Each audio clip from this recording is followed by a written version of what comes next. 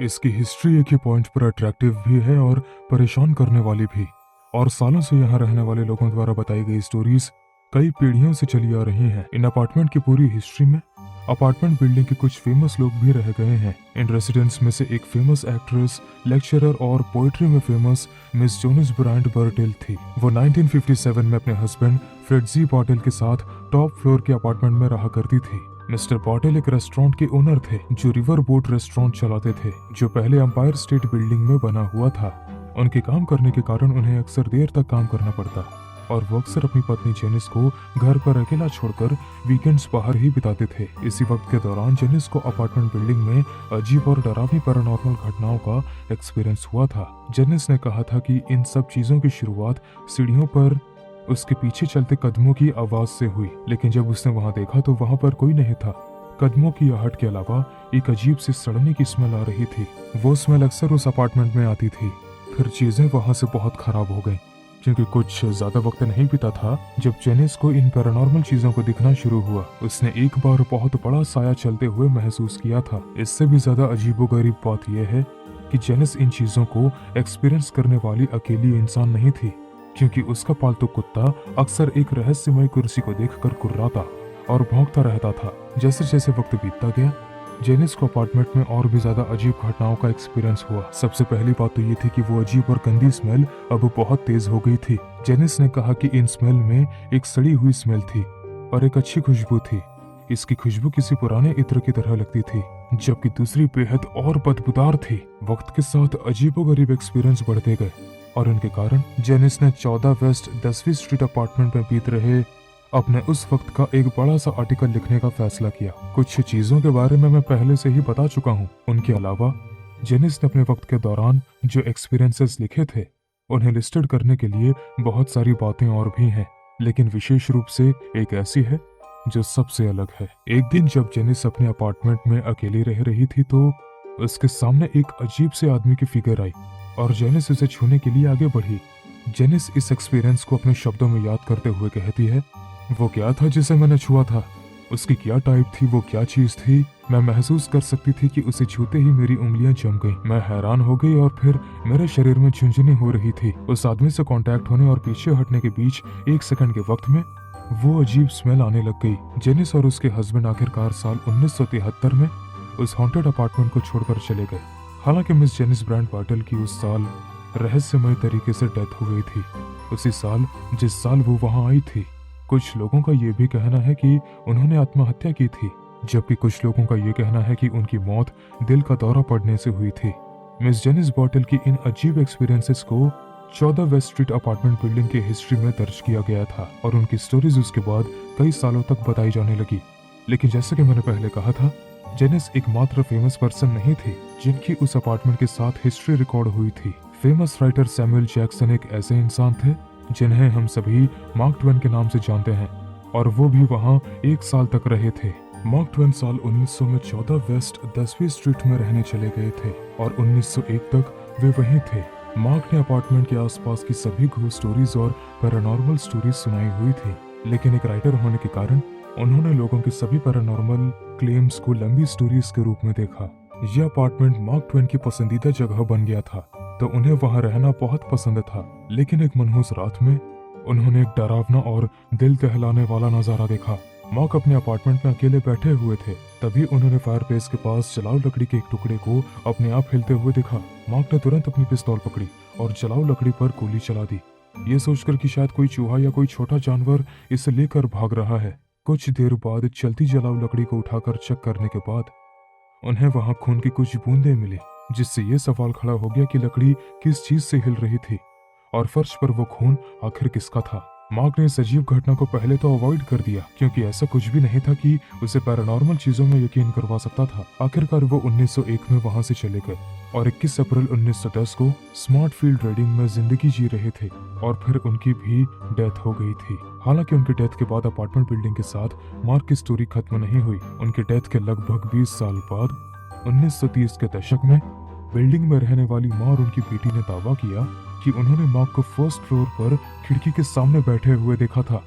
माँ और उसकी बेटी का कहना था कि मार्क ने उनसे बात करते हुए कहा, मेरा नाम क्लेमस है और मुझे यहाँ एक प्रॉब्लम हो रही है। जिसका मुझे सोल्यूशन निकालना होगा। कुछ सेकंड्स के बाद वो गायब हो गए। गायब होने से पहले उन्होंने यही बात कही थी। इस स्टोरी को और भी अजीब बनाने वाली बात तो ये है क्योंकि माँ को बिल्डिंग में रहने वाले बाकी लोगों ने भी सीढ़ियों पर देखा था। इन सभी घटनाओं ने बिल्डिंग्स में रहने वाले लोगों को सालों तक हैरान परेशान करके रख दिया था, क्योंकि वे सभी जानते थे कि मार्क की डेथ उस बिल्डिंग में नहीं हुई थी। इसलिए उन्होंने खुद से पूछा कि उसकी आत्मा अक्सर वहां क्यों देखी जाती है। ऐसे बहुत से सवाल थे जिनका कोई जवाब नहीं था, और ये सवाल 14 waste 10th street apartment building में घूमते रहे। जैसे जैसे साल बीतते गए, अपार्टमेंट बिल्डिंग के बारे में और भी अजीब अफवाहें फैलने लग गई थी। बिल्डिंग में 44 से ज्यादा मर्डर्स के रिकॉर्ड थे और पैरानॉर्मल इन्वेस्टिगेटर्स ने 22 से ज्यादा घोस्ट्स को बिल्डिंग के हॉल में घूमते हुए देखने का दावा किया था, जिनमें से सबसे ज्यादा बार सफेद कपड़े पहने एक महिला और एक जवान लड़की की आत्मा देखी गई थी। साथ ही एक भूरी बिल्ली भी थी। अपार्टमेंट से आ रही स्टोरीज बढ़ती ही जा रही थी और इमेजिनेशन से सच्चाई बता पाना काफी मुश्किल था।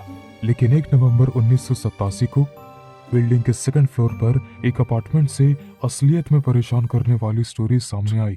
और ये कोई घोस्ट स्टोरी या पैरानॉर्मल घटना नहीं थी। इस बार ये एक डरावनी मर्डर स्टोरी थी। मैंने उस वक्त 7 साल तक न्यूयॉर्क पुलिस डिपार्टमेंट एक डिटेक्टिव के रूप में काम किया था, लेकिन मैं इस डरावने क्राइम को कभी नहीं भूल सकता। मैं क्राइम स्पॉट पर पहुंचने वाले पहले डिटेक्टिव्स में से एक था और ये नजारा सच में डरावना था। हमें 2 नवंबर 1988 को सुबह 6:40 बजे से पहले 911 पर एक इमरजेंसी कॉल रिसीव हुई। वहां पहुंचते ही जल्दी सबसे पहले हमारा सामना एक महिला से हुआ, जिसके चेहरे पर गंभीर चोटें और घाव थे। जैसे ही हम कमरे में एंटर हुए, एक बड़ा आदमी एक अंधेरे कमरे से एक नंगे बच्चे को गोद में लिए हुए बाहर आया। अपार्टमेंट में हल्की सी लाइट थी, लेकिन हम बता सकते थे कि एक छोटी लड़की थी। बच्ची हिल नहीं रही थी और दरवाजा खोलने वाली महिला की तरह ही छोटी बच्ची के भी पूरे शरीर पर गंभीर चोटें थीं। उसके बाल उलझे बिखरे हुए थे, इसलिए हम उसका सिर या उसका चेहरा ठीक से नहीं देख सके। और इससे पहले कि हम कुछ पूछ पाते, उस आदमी ने, जिसे मैं उसका फादर समझ रहा था, उसने हमें बताया कि लड़की ने कुछ खा लिया था और उसके साथ ही उसे उल्टी होना शुरू हुई और बच्ची बेहोश हो गई। बच्चे को आईवीएम में सौंपने के बाद हमने अपार्टमेंट को चेक किया और जो मैंने देखा उससे मेरा दिल दहल गया। एक नवजात शिशु प्लेपेन से बंधा हुआ था। बच्चा फर्श पर पड़ा हुआ था और उसके कपड़े पेशाब से भीगे हुए थे। मुझे हैरानी हुई कि किस तरह के पेरेंट्स हैं जो अपने नवजात बच्चे को इस हालत में रखेंगे। और जैसे जैसे हम अपार्टमेंट के चारों तरफ देखते रहे, चीजें बद से बदतर होती गईं। हमें वहां थोड़ी मात्रा में कोकीन, नशीली दवाओं का सामान और $25,000 कैश भी मिले। ये सभी से क्लियर हो गया कि वो अपार्टमेंट बच्चे के पालन पोषण के लिए सही माहौल वाला नहीं था। और चेकिंग के बाद मेरी नजर एक बार फिर उस घर के आदमी पर पड़ी। वो अभी भी बाकी ऑफिसर्स को फूड पॉइजनिंग के बारे में वो स्टोरी बताता रहा, लेकिन मैं मीलों दूर से बता सकता था कि वो आदमी साफ झूठ बोल रहा था। मुझे हैरानी हुई कि अपार्टमेंट बिल्डिंग में ऐसी डरावनी घटनाएं भी घटित हो सकती थीं, और जबकि हमें भी इसके बारे में कुछ नहीं पता था। हमने न्यूयॉर्क शहर में अब तक देखे गए सबसे परेशान करने वाले केस क्राइम्स को रिवील कर दिया था। एक बार जब सेंट विंसेंट हॉस्पिटल के डॉक्टरों और नर्सों ने बच्ची को चेक किया तो वे डर गए। उसके सिर, गर्दन, हाथ, पेट और पैरों पर गंभीर चोटें आई हुई थी। डॉक्टर को बच्चे के माथे पर परेशान कर देने वाली ताज़ा चोट के निशान मिला था। सचमुच ऐसा लग रहा था मानो उस कपल ने ही बच्चे को लगातार एक जानवर की तरह रखा हो, क्योंकि उसके बाल लंबे वक्त से नहीं धोए गए थे और उसके पैर और टखने काली मिट्टी और गंदगी की परत से ढके हुए थे। मैं परेशान होकर वो सब देख रहा था कि वो आदमी अपनी झूठी मूर्खतापूर्ण स्टोरीज को सच बताने के लिए काफी मेहनत कर रहा था। जो छोटी लड़की हमें बता सकती थी कि असल में क्या हुआ था, पर वो कभी भी होश में नहीं आई और उसके कुछ वक्त बाद ही उसका ब्रेन डेड हो गया और सीरियस कोमा में चली गई। लड़की के पेरेंट्स को 6th बिल्डिंग में ले जाया गया, जहां उनकी पहचान जोएल बर्नेट स्टाइनबर्ग और हेडा नुसबाउम के रूप में की गई। इस कपल ने कोई भी बयान देने से इनकार कर दिया, तो मिस्टर साइनबर्ग ने एक वकील से रिक्वेस्ट भी की थी। ये क्लियर ही था कि वे इसमें कोई हेल्प नहीं करने वाले थे, और बाद में उस दिन उन पर attempt to murder, first degree torture और बच्चे की लाइफ को खतरे में डालने का आरोप लगाया गया था। आरोप लगाने के बाद तुरंत मिस्टर स्टाइनबर्ग और मिस नुसबाउम की इन्वेस्टिगेशन की गई। जब इन्वेस्टिगेशन की जा रही थी तो डॉक्टरों को ऐसा महसूस हुआ कि छोटी लड़की के जिंदा बचने की उम्मीद नहीं है। उसे बहुत देर से लाया गया था और उसका ब्रेन रिस्पॉन्स नहीं दे रहा था, जो कि डेथ के लिए न्यूयॉर्क का एक सिग्नल माना जाता था। इसलिए डॉक्टर्स के पास बच्चों को लाइफ सपोर्ट से हटाने के अलावा और कोई ऑप्शन नहीं था।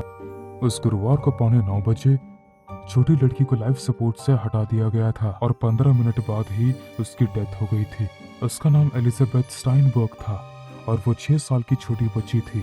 6 नवंबर 1987 को लीजा यानी एलिजाबेथ की डेथ के बाद मिस्टर स्टाइनबर्ग और मिस नुसबान के खिलाफ लगे हुए आरोपों को हत्या में बदल दिया गया था और एलिजाबेथ के 18 मिनट के भाई माइकल को ह्यूमन रिसोर्स डिपार्टमेंट को सौंप दिया गया।